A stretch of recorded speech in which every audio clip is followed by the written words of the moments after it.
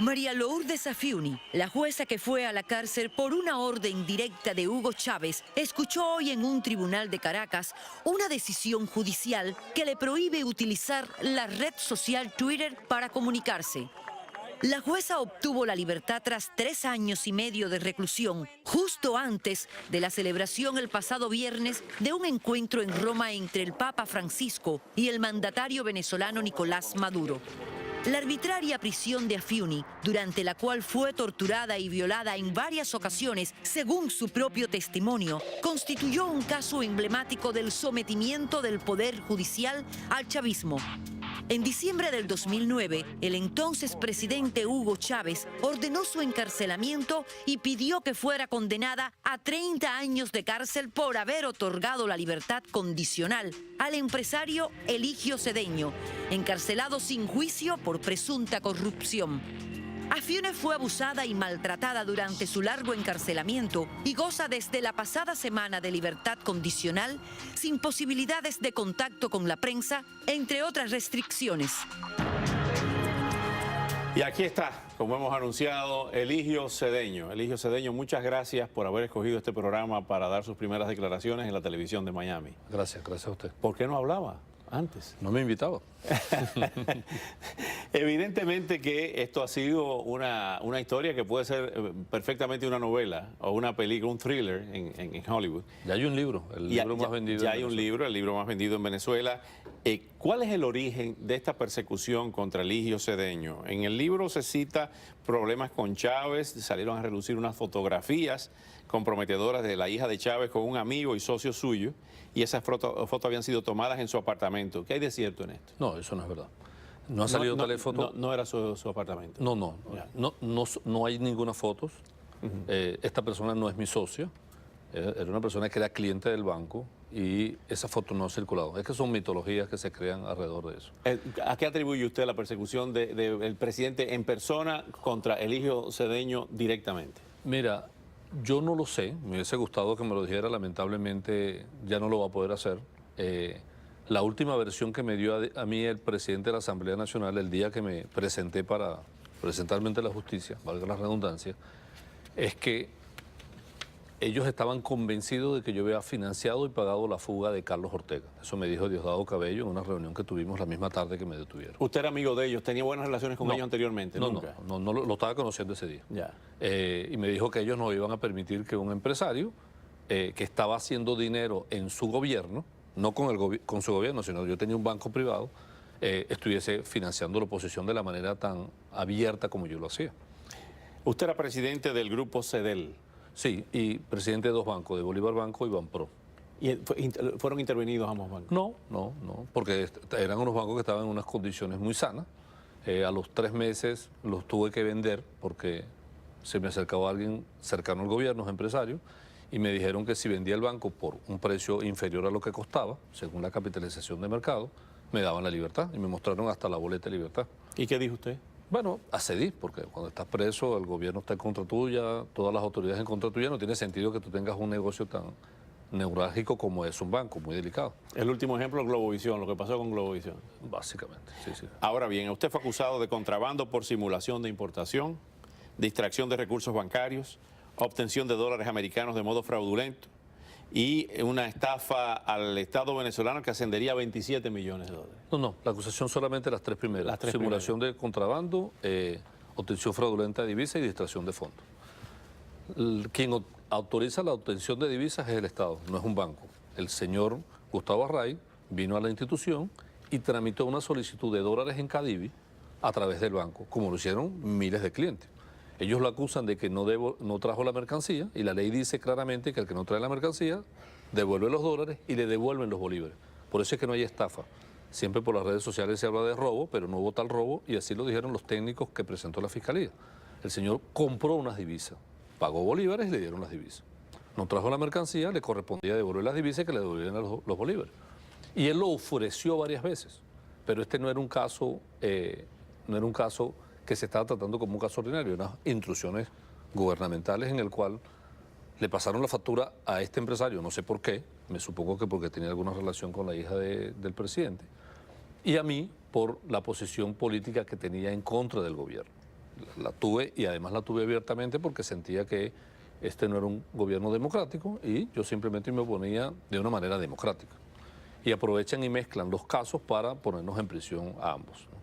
Ahora bien, cuando la jueza Fiuni determina que usted se puede salir caminando, cuando es citado a la corte, nos corrige si nos equivocamos, Sí, sí. usted es citado a la corte, no aparece la otra parte, y ella le dice, váyase para su casa. ¿Fue así? Sí, así mismo. Puede salir caminando. Pero dice Chávez que que usted le pagó $9 millones para que usted se fuera. No, no. De hecho, en el juicio, la Fiscalía declaró de que no se había comprobado pago ni promesas de pago, porque no lograron establecer, como no la hubo, comunicación de parte mía con ella ni de parte de ninguna de mis familiares, allegados o trabajadores.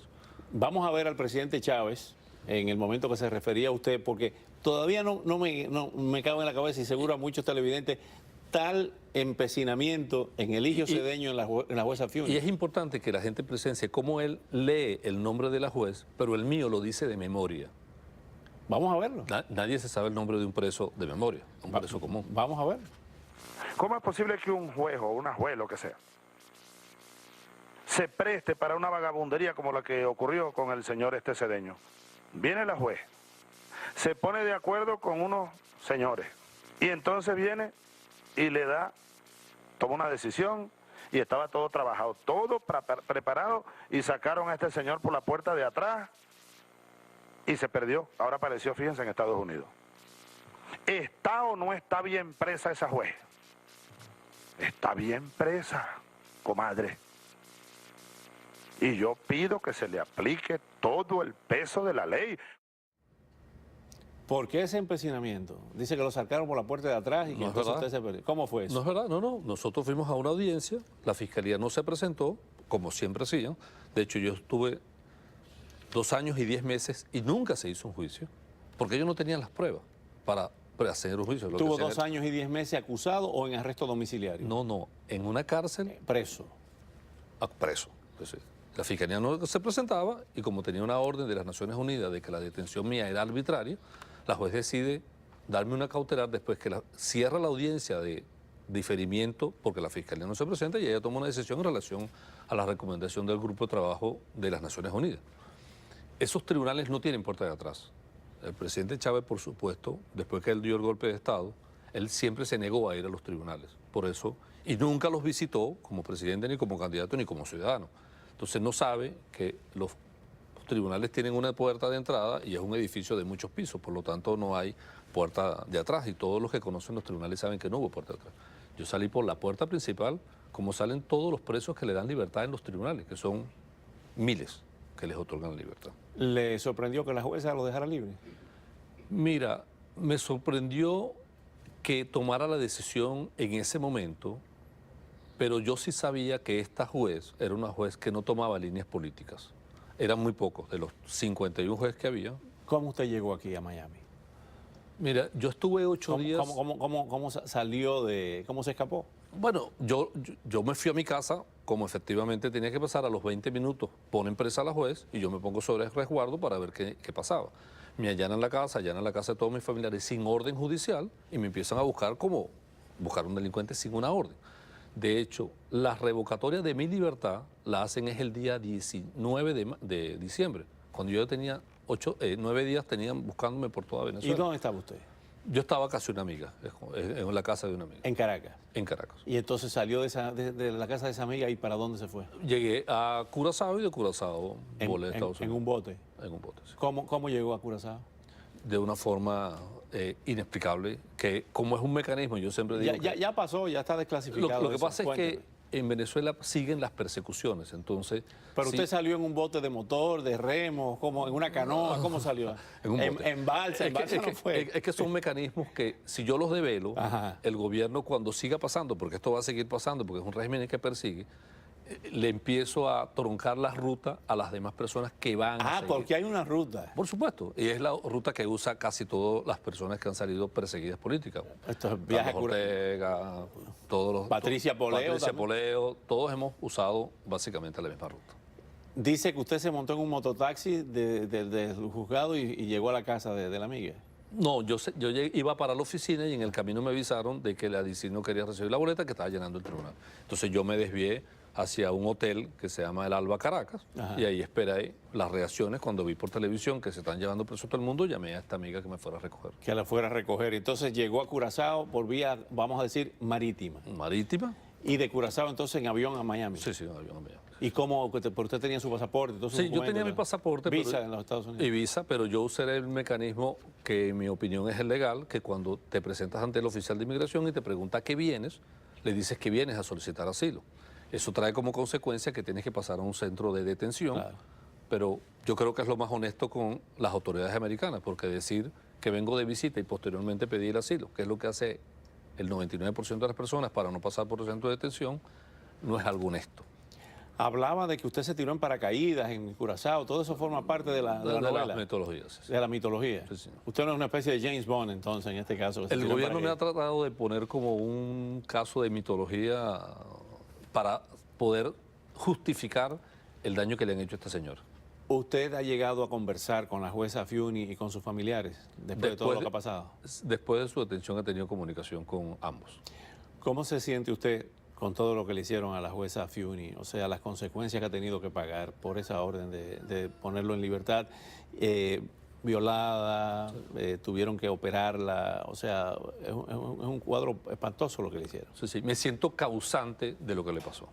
Causante. No culpable. ¿Usted se pero siente no causante? Causante porque esta aberración que hicieron con ella es por algún problema que el gobierno tiene conmigo, que yo creo que lo magnificaron demasiado, me imagino que para dar algún mensaje, y ella en su trabajo, que no está condicionado a que vaya preso, porque un policía está condicionado a que un delincuente lo asesine, pero un juez no está condicionado a que lo pongan preso. Ella ha pagado una pena demasiado fuerte por ejercer su trabajo, por una causa de un odio que es conmigo y no con ella. Vamos a volver en solo segundos al odio. ¿Cuál es la causa? ¿Qué le han dicho? Pero en ningún momento pasó por su mente, perdón, irse a entregar para que la dejaran en libertad. Yo lo ofrecí varias veces. ¿A quién?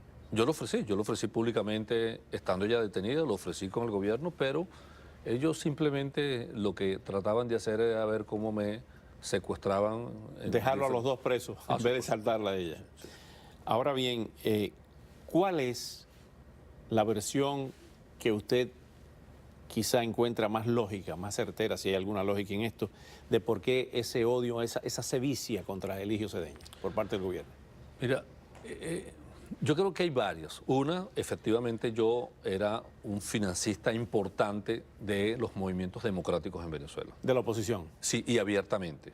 O sea, los periodistas que eran relegados de los programas o los diferentes programas, que llamaban a los anunciantes para que no le dieran pauta, yo los nombraba áncor de los bancos, le daba pauta y era en eso muy abierto. Adicionalmente a eso, financiaba las campañas políticas. Uno de los mayores que dio financiamiento a Manuel Rosales para su campaña fui yo personalmente, ¿no? Yo financié toda la carrera, la carrera hacia la candidatura presidencial de Carlos Ortega de la CTV, cuando logra montar el paro y Chávez sale del gobierno. ¿Usted no fue que facilitó la salida de Ortega? Sí, claro, sí, por supuesto. Porque creo que era injusticia lo que están haciendo. Hacia Perú. Sí, todo. Por la frontera de Colombia. Por todas las vías, para que llegara. Porque creo que era una injusticia. Nadie está preso por 16 años porque llame a una huelga general. Porque entonces tienes que poner en la cárcel a todos los que asistieron a la huelga. ¿Cómo cree que lo ve la familia de la jueza Fiuni? Yo creo que ellos que han visto mi lucha internacional para que su caso se conozca en el mundo, entienden que no soy culpable, entienden que yo no soy el culpable de lo que le pasó y que me he convertido en una persona que he soportado mucho para que su causa sea conocida y sea elevada en todas las instancias internacionales. Yo no he descansado desde que salí. Ya Chávez no existe.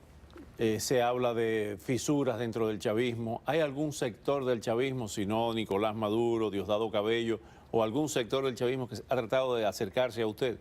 No. Ni usted ha tratado de acercarse a ninguno. En lo absoluto. En lo absoluto. ¿Piensa llegar hasta el final, entonces? Por supuesto, claro. Yo no hice nada.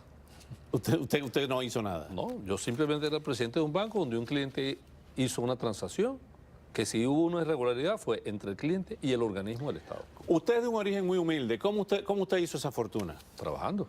Trabajando. Entonces, O sea, se estudió en la banca, estudió banca. Sí, trabajé en la banca y comencé en la banca desde los 16 años y fui ascendiendo carreras hasta lograr lo que pude hacer.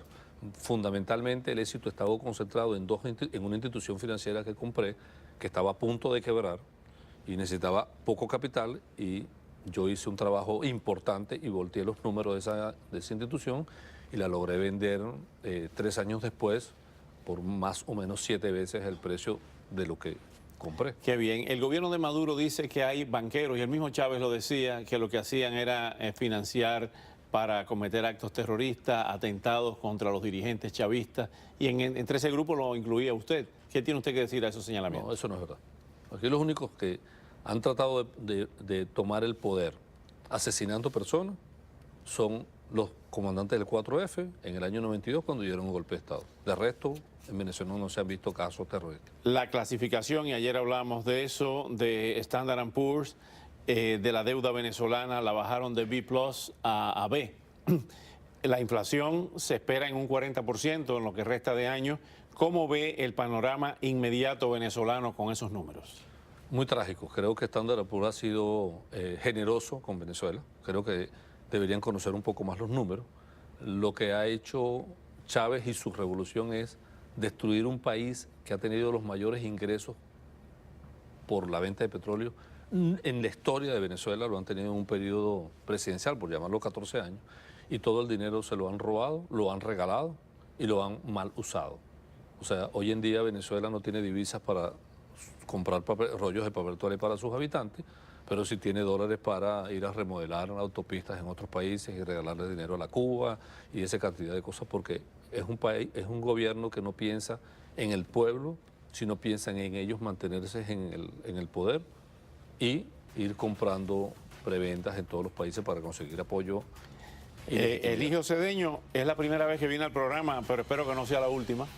Está invitado, venga con más frecuencia para hablar de la realidad de su país, de su bello país y rico país, con todos los problemas que tiene. Muchas gracias. Muchas gracias. En breve, el presidente